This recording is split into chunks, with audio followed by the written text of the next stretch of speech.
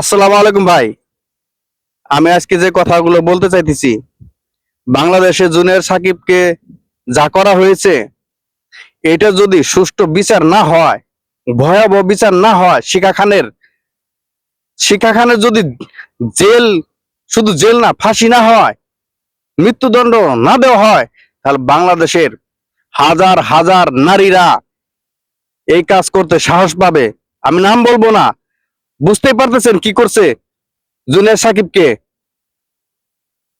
তাহলে ওই কাজটা প্রত্যেকটা পুরুষের জীবনে ঝুঁকি হয়ে যেতে পারে। কারণ সাধারণ কিছু হলেই মনে করেন অন্যজনের সাথে সম্পর্ক করবে, তাকে নিয়ে এসে সে সাহস দিয়ে দেবে, তাকে নিয়ে এসে আপনার সারা জীবনের বড় একটা ক্ষতি করে ফেলবে, আপনার লাইফটা শেষ করে ফেলবে। দেখুন, জুনিয়র সাকিবের যেটা হয়েছে, ডাক্তার বলেছে এটা যদি জোড়া লাগে তাহলে তো আলহামদুলিল্লাহ লাগবে, আর 3 মাস, 3 মাস দেখবো, 3 মাসের মধ্যে যদি না লাগে তাহলে আর কখনো সম্ভব হবে না। ভাই, একটা পুরুষের একটা লাইফ, ভাই টাকায় সবকিছু হয়? হয় না।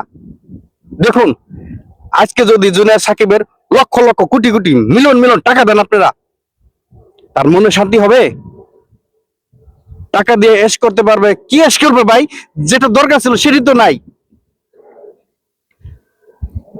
ভাই, অনেক সময় টাকায় কোনো কাজই লাগে না, একবার হাতের ময়লা টাকা। আজকে সাকিবের সাথে যেটা হয়েছে, সেটা যদি আপনার সাথে হয়, আমার সাথে হয়, ভাই কেমন লাগবে একটু ভেবে দেখেন।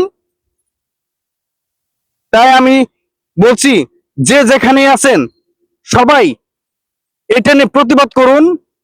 মাননীয় প্রধানমন্ত্রী শেখ হাসিনা সরকারের কাছে আপনারা আর্জি জানান যে এটার সুষ্ঠু বিচার হতে হবে, মানে এমন বিচার হতে হবে, এমন ভয়াবহ বিচার হতে হবে, যাতে যা দেখে সারা বাংলাদেশের, সারা পৃথিবীর মেয়েরা বুক কাঁপে, তাদের বুকটা কেঁপে ওঠে, যেন যে এমন কিছু কাজ করলে আমাদের অনেক বড় ক্ষতি হতে পারে, সারা জীবন জেল হতে পারে, না হয় মৃত্যুদণ্ড হতে পারে।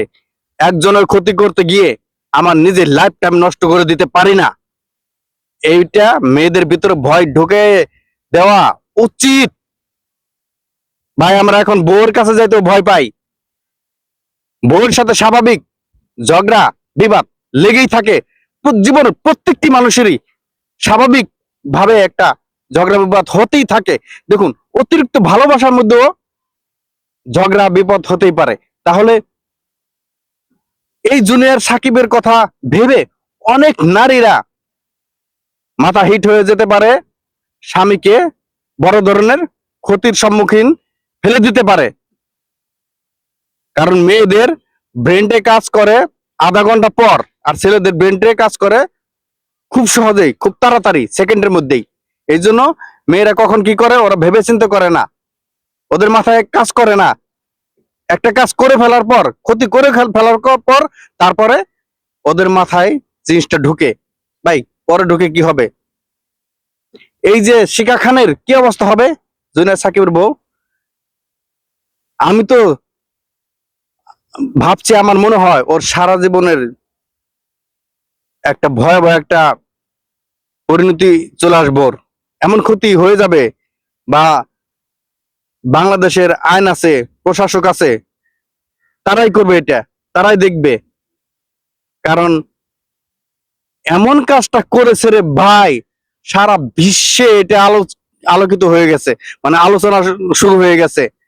এটা কিভাবে করতে পারলো, কি করে করলো রে ভাই?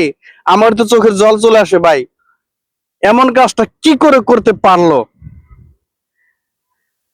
হাই রে মানুষ, নিজের স্বামী একটু চিন্তা ভাবনাও করলো না, অন্য মানুষের সাথে মিলে নিজের স্বামীর এত বড় একটা ক্ষতি করলো রে ভাই। ভাই, আমি মেনে নিতে পারছি না। আপনারা কি মনে করতেছেন সেটা আমি জানি না। আমি আবারও বলছি, তীব্র প্রতিবাদ জানান আপনারা সবাই, এটা নিয়ে রাস্তায় নেমে পড়ুন, সবাই মিছিল করুন এটার বিরুদ্ধে, যাতে আর কোনো মেয়েরা ভবিষ্যতে কিছু না করতে পারে। তো ধন্যবাদ। ভালো লাগলে ভিডিওটা অবশ্যই শেয়ার করবেন। প্রত্যেকটি মানুষের আমার এই ভিডিওটি দেখা উচিত, কারণ শোনা উচিত। এই ভিডিওটি দেখে মানুষের ভিতরে জাগ্রত হতে পারে, প্রতিবাদের ঝড় তুলতে পারে। তো আমি সেটাই চাই, সবাই প্রতিবাদের ঝড় তুলুন। বাংলাদেশি মেয়েরা যেন এমন ক্ষতি কোনো স্বামীকে বা কোনো বয়ফ্রেন্ডকে না করতে পারে। তো ভালো থাকবেন সবাই। আসসালামু আলাইকুম, ধন্যবাদ।